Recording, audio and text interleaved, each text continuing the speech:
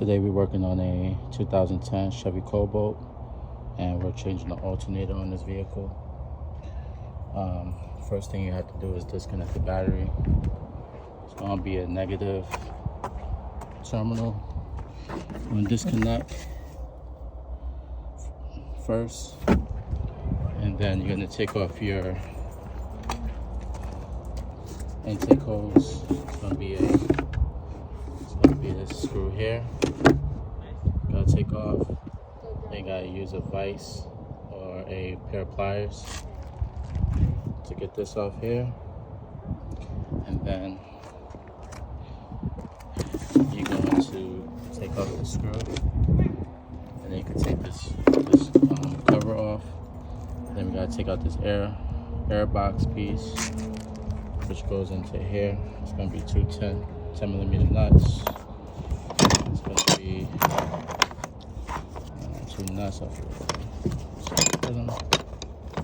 Two nuts that go here.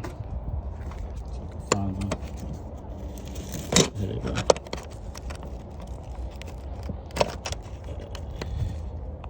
So there's two chains right here, one here, and two of them. And then the easy way to do it is take the engine mount out. These consist of 15mm, and these go here, 1, 2, 3, and then you're gonna have two 18mm bolts you take out. Then you're gonna take your jack, you're gonna put a piece of 2x4 underneath the engine, underneath the oil pan, and then jack up the engine. Then you're gonna use this tool, serpentine belt tensioner tool.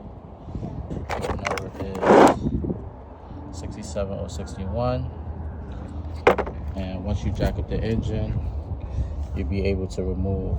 Here's a hole for the tensioner, and you're gonna push the tool towards the back of the vehicle so you can get the serpentine belt